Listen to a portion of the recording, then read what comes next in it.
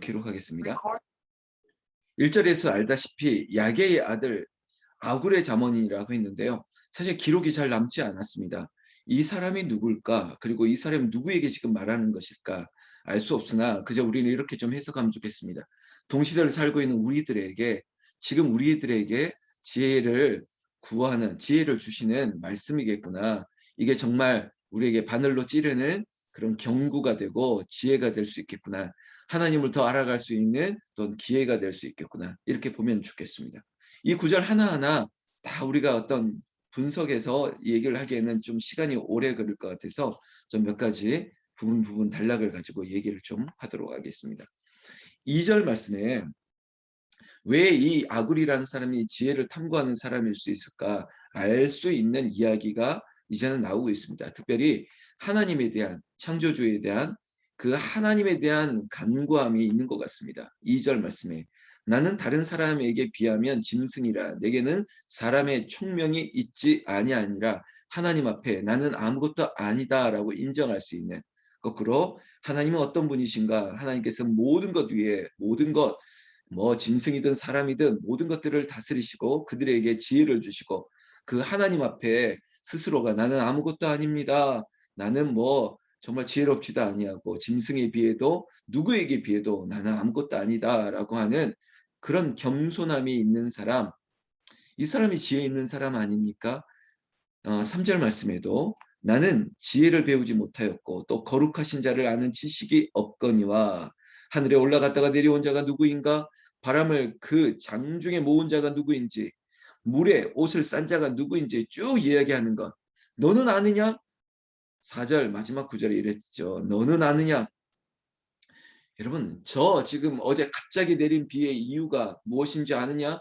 그리고 저 지금 구름 위로 지금 지나는 저 바람들 이거 아느냐? 이사야에게 말했던 것처럼 저걸 누가 저렇게 할 수 있겠느냐?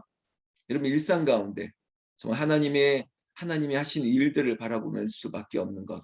그거 아니면 해석할 수 없는 것. 자연을 바라볼 때 그 자연의 신비 앞에 제가 계시는 두 가지라 그러지 않습니까? 일반적인 이 자연의 현상을 보면서 이거는 하나님이 계심을 알 수밖에 없게 하는 자연의 계시. 그러나 또한 두 번째 오늘처럼 성경 말씀을 읽으면서 말씀이 우리에게 특별한 각자에게 이 자리에 있는 한 30명에게 있어서 이 말씀이 특별하게 다가올 수 있는 특별한 계시가 있습니다. 하나님의 말씀. 오늘 이 아굴이라고 하는 사람에게도 그의 일상 가운데 그가 보고 있고 그가 아주 디테일하게 작은 짐승 하나를 보면서도 저 구름 한 점을 보면서도 하나님이 계시구나. 하나님이 창조주이시구나. 그것을 알고 있다는 것이죠. 그러니까 지혜로운 사람이죠. 여러분 로버트 머머가 썼던 내 마음의 그리스도의 집이라는 책을 보면요. 그래 내가 지금 싱크대에서 일을 할 때도 그래 여기에도 우리 주님이 계실 거야. 그저 소소하게 내 일상에서 하나님을 느끼는 사람이 있습니다. 그리고 하나님을 발견하는 사람이 있습니다. 그리고 하나님께서 어떻게 나에게 다가오실까 하나님을 기대하는 사람이 있습니다. 거창하게가 아니에요. 그저 금식하면서 기도해도 주님을 만날 수 있지만 아니 나는 늘 내가 걸어가는 길에서 운전하면서 그저 청소하면서도 주님을 느끼고 하나님의 말씀을 사모할 수 있고 내 마음이 늘 주님과 동행할 수 있는 그런 지혜가 그 자연스러움이 정말 하나님의 자녀된 의로운 자의 삶을 그렇게 평안하게 누리는 사람이 있다는 것이죠. 저는요. 여기 있는 우리 새벽을 깨우는 30여 명의 사람들이 주님의 종들이 그저 이것이 자연스러웠으면 좋겠습니다. 그래 나는 하나님의 아들이 있고 내가 눈을 떠서 주님을 발견할 수 있었으면 좋겠고 주의 음성을 듣기를 원하니까 말씀을 읽을 때 나에게 깨닫는 은혜 그리고 하나님께서 사랑의 언어로 나에게 오늘 이 말씀을 주시구나. 이게 내 일상이고 이게 호흡이고 이게 자연스러움이 되었으면 좋겠다는 것이죠. 여러분 하나님의 아들로 우리가 살아갈 때 우리가 누군가의 자녀로 또는 이제 누군가의 부모로 살아갈 때 부모와 자식 간에 여러분 불편한 게 하나도 없거든요. 문을 열고 안녕히 이렇게 잘 주무셨습니까? 이런 인사도 하겠지만 인사도 안 하고 그냥 툭툭 지나가면서 당연히 옆에서 자고 있고 옆에서 지내고 있고 그렇게 자연스러운 게 부모와 자식 간의 관계 그런 것이죠. 너무 어떤 일상 속에서 어떤 형식과 뭐 그런 거 없어도 그게 편한 거, 그게 부모와 자녀 간의 가족 간의 모습인 것처럼 하나님과 우리의 관계도 그랬으면 좋겠습니다. 하나님 저 여기 있습니다. 하나님 제가 오늘 좀 마음이 힘들어요. 그런데 오늘 기분이 너무 좋아요. 뭐 이렇게 자연스럽게 기도할 줄 모른다고 누군가가 얘기하실 때 뭐 기도가 별거 있습니까? 하나님 생각하면서 하나님 너무 좋아요. 하나님 나 너무 주님 좋아해요. 뭐 이렇게 얘기하는 것 이게 기도인 것이죠. 여러분들의 삶에도 저의 삶에도 하나님과 늘 동행하면서 하나님의 인식, 하나님을 알아가는 것, 이거 띠알라지 어떤 신학 그게 아니라 그냥 하나님을 날린가 이렇게도 하나님을 알고 저렇게도 알고 알아가는 그런 성숙함이 아니 그것이 의도적인 성숙함이 아니라 자연스럽게 우리를 그렇게 복되게 하고 힘있게 하는 그런 은혜를 사모하자는 것입니다. 그럼 7절로 좀 넘어가겠습니다. 5절부터 좀 볼까요? 자, 5절 말씀에 하나님의 말씀은 이렇게 얘기하고 있습니다. 이가 얼마나 지혜로운 사람인지 그는 하나님의 말씀이 다 순전하다. 그리고 하나님은 그를 의지하는 자의 방패시니라. 이걸 인정하는 자입니다. 여러분 지혜롭죠. 지혜로운 사람입니다. 여호와를 경외하는 자, 그 말씀 앞에 겸손한 자, 아굴 누군지는 모르겠지만 참 지혜로운 사람이죠. 저는 이 무명은 아님에도 이름이 새겨져 있지만은 누군가 잘 알 수 없는 이 사람의 이름처럼 이 새벽을 깨우는 제가 이따가도 이름을 부르겠지만 한 분 한 분이 이 알굴과 같은 지혜가 있었으면 좋겠습니다. 자, 여러분 특별히 5절 말씀은 좀 암송했으면 좋겠습니다. 하나님의 말씀은 다 순전하며 하나님은 그를 의지하는 자의 방패이시니라. 여러분 우리에게 하나님이 이런 하나님 매일 성경을 이제 구입하셔서 보는 분들에게 두 가지 작업을 요구하고 있다 그랬죠. 하나님은 어떤 분이신가? 이 말씀이 나에게 주는 교훈, 적용점은 무엇인가? 이것들을 늘 스스로 질문하면서 말씀을 보시는 거예요. 뭐 묵상하는 몇 단계 A 타입, B 타입, C 타입 이런 거 저는 뭐 충분히 알 수도 있지만 그거에 매일 필요가 없다고 생각해요. 아주 단순하게 하나님이 나에게 어떤 분이신가? 하나님은 나에게 어떻게 다가오시는가? 그리고 하나님이 나에게 주신 이 말씀을 나는 삶에 어떻게 교훈하고 어떻게 적용하고 어떻게 나눌 수 있으면 좋겠을까?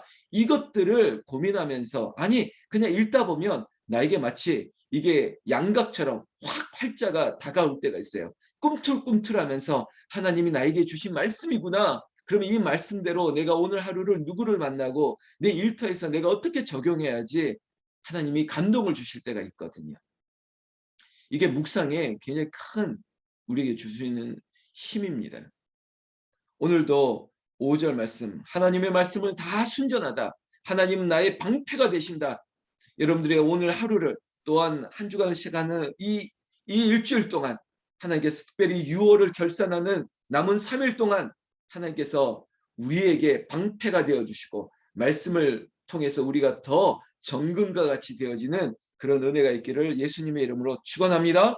6절 말씀 너는 그의 말씀에 더하지도 말라. 그가 너를 책망하시겠고 너는 거짓말하는 자가 될까 두려우니라 라고 얘기하고 있습니다. 여러분 신천지가 되게 그러는데요. 막 복음서 같은 것을 막 난도질을 해가지고 큰 숲을 보지 못하고 맥락을 보지 못하고 그리고 역사적인 정황과 해석과 이런 것도 필요 없이 그저 문자 가지고 몇 문자 가지고 이걸 조합하고 끼워 맞춰 가지고 말도 안 되는 이게 뭐 비유풀이 무슨 풀이 뭐 이러면서 또 거기에 또 현혹되는 사람이 있죠. 반드시 하나님의 말씀을 가감하는 거 감히 두려워하는 것입니다. 말씀을 내가 거기서 더해서 내 말을 붙여가지고 없는 말을 만들어내고요. 또 거기 말씀을 잘라내가지고 그 큰 뜻이 있음에도 불구하고 마치 어떤 목적을 가지고 말을 이끌어내고 그러면 안 된다는 것입니다. 이런 말씀 앞에 순종해야죠. 가감 없는 순종. 말씀을 담백하게 받아야 돼요. 특히 여러분 홍은재육의 이 북한산 기도원의 원장이고 목사인 김지훈 목사 여러분 이제 접하고 있지 않습니까? 제가 설교도 길게 안 합니다. 어쩌면 제가 새벽에 만나는 이렇게 나눔이나 수요 금요 설교가 훨씬 워딩이 길죠. 저는 주일 설교 가지고 정말 제가 시간으로 한다면 제가 예측할 수도 없는 뭐 정말 많은 시간을 쓰거든요. 어디에 많은 시간을 쓰냐면 문장을 계속 줄여가는데 애를 씁니다. 더 줄이고 더 줄이고 한 장으로 아니면 이게 반토막을 낼 수 있는 설교 한 15분 전후로 20분 아래로 하는 거 이게 쉬운 게 아닙니다. 설교는 길게 하는 게 더 쉬워요. 설교를 줄인다는 게 얼마나 어려운지 제가 토요일 잠자기까지 이 설교, 이 문장을 어떻게 줄일 수 있을까 이 고민하다가 자고 우리 성도님과 주일날 만났을 때 짧은 시간 안에 꼭 드리고 싶은 말씀을 해야겠다라고 하는 스스로의 압박감에 시달리는데 왜 그러냐면 짧은 문장이 힘이 있다고 느끼고요. 그리고 하나님의 말씀에 내 말을 조금 더 보태면 안 되겠다라고 하는 그런 내 스스로의 압박감이 있습니다. 그래, 내 말은 좀 줄여야겠다. 그리고 뭐죠? 이렇게 불필요한 예화나 세상 얘기는 가가면 줄여야 될 텐데, 그리고 이 말씀을 어떻게 하면 집약해서 전해 드릴 수 있을까? 이런 고민들을 많이 하고 있습니다. 저와 여러분들 설교자로서의 고민뿐만 아니라 말씀을 말씀대로 받아야 되고요. 또한 여러분들이 스피커가 되셔서 설교를 들을 때 여러분 가감 없이 또 들어주셔야 돼요. 꼭 이거 무슨 의도를 가지고 말하는 것 같은데 이거 나 찍으라고 나한테 하는 말이지 이렇게 받아들이는 분이 있습니까? 제 표현대로 아니거든요. 아니거든요. 우리 교회 하나님께서 우리 교회 전체를 향한 말씀이지 하나님이 꼭 여러분들의 당신 가정에게 누구에게 하는 말씀 아니거든요. 그런데 또한 다른 표현을 한다면 맞거든요. 집사님에게, 권사님에게, 장로님에게 하시는 말씀 맞거든요. 왜? 제 말이 아니라 하나님의 말씀이기 때문에. 어제도 은혜 위에 은혜를 더하라고 하셨던 그 말씀이 하나님이 우리 모두에게 하신 말씀이고, 아니 저에게 하신 말씀이거든요. 은혜 위에 은혜를 충만한 데 이르러 은혜 말고는 다른 거 생각하지 말아라. 여러분들이 저에게 이렇게 곁눈질하고 저에게 어떤 말 한마디 했던 거 그것들 때문에 제가 막 쌓여 있다면 저도 우리 어떤 지금 보람의 어떤 목사님이 저에게 요즘 암에 걸릴 것 같다고 막 이런 표현을 할 정도로 저도 이것들이 쌓여지면 저도 얼마나 힘들겠습니까? 근데 저는 그렇게 말씀하실 수 있지. 그래, 그렇게 쳐다볼 수도 있지. 그래, 그럴 수도 있겠구나 하고 여기에 은혜를 자꾸 덮는 거예요. 은혜를 덮어가는 거예요. 다른 건 안 보고 은혜로 덮고 그래, 우리 가족이야. 내가 사랑하는 우리 교회 성도님이야. 하나님 이들 위해 더 큰 은혜로 혹시 오해가 덮이고 또 선입견이 덮이고 다 덮이기를 원하는 것이죠.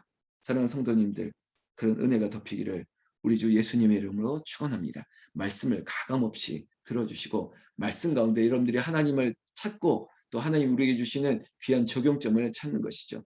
오늘은 7절부터 9절까지 얘기를 통해서 오늘 말씀 좀 마치겠습니다. 아굴이 이렇게 얘기합니다. 내가 두 가지 일을 주께 구하였다고 합니다. 사실 정말 두 개만 구했을까? 아닐 것입니다. 그럼에도 불구하고 핵심적인 것 두 가지 구하였는데 이렇게 얘기하죠. 내가 죽기 전에 내게 거절하지 마시옵소서.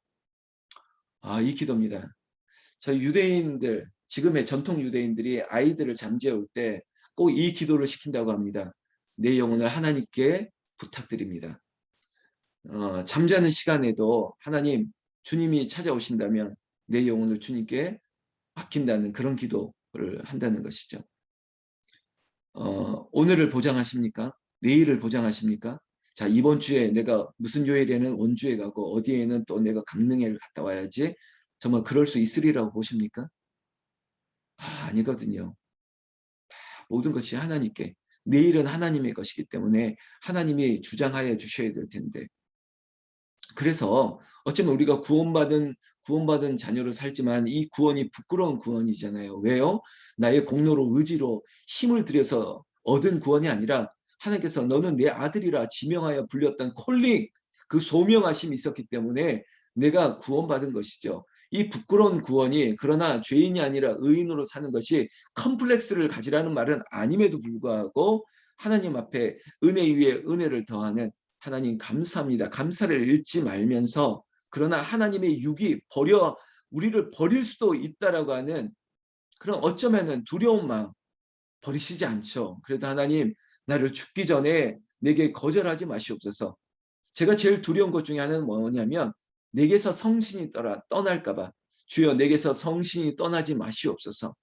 성령이 떠나지 마시옵소서. 성령 충만한 데 이르르게 늘 성령 충만함으로 기름으로 그리고 늘 샘솟는 성령의 그 생수로 말미암아 내가 늘 정말 윤택하고 부드럽고 그리고 늘 촉촉하고 그런 은혜로 내가 갈라지는 거친 은혜가 아니라 하나님 부드럽고 윤택하고 흘러넘치는 은혜를 내게 주시옵소서.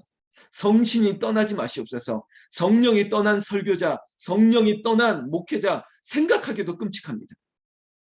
하나님 너에게 그런 은혜를 주시옵소서. 아굴은 이렇게 표현했잖아요. 내가 죽기 전에 주님 나를 거절하지 말라달라고.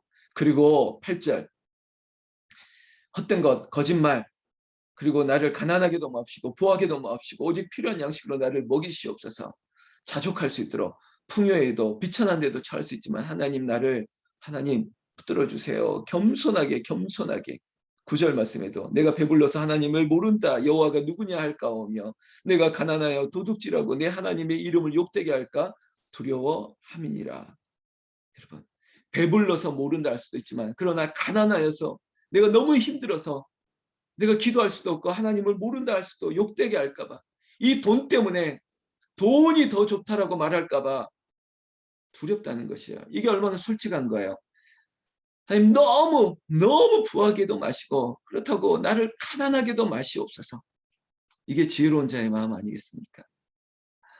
저는 여기에 조금 더 하나님 가난하게 마옵시고 그런 하나님 거룩한 부자가 되게 하여 주시옵소서. 거룩한 부자가 되어서 하나님 넉넉한 저수지와 같은 마음으로 플로잉 흘려주고 더 나눌 수 있고 아낌없이 정말 내가 주는 자 그리고 베푸는 자 아니 베푼다는 말도 정말 이렇게 좋은 말은 같지 않은데 그냥 나누는 것 나눌 수 있는 것 내가 밥 사줄 수 있고 내가 선물 줄 수 있고 그것이 나를 교만하게 만든 것이 아니라 그것이 서로의 기쁨이 될 수 있는 세련된 나눔 세련된 줄 수 있는 자 그런 거룩한 부자 이 자리에 있는 여러분들의 사업장이 그리고 여러분들의 모든 일들이 여러분들의 자녀들이 이 시대를 향해서 거룩한 단서가 있죠. 표현하는 수식이 있죠. 그냥 부자가 아니라 하나님 앞에 지혜로운 거룩한 부자 그런 부자로 사시기를 우리 주 예수님의 이름으로 축원합니다. 축원합니다. 기도하겠습니다.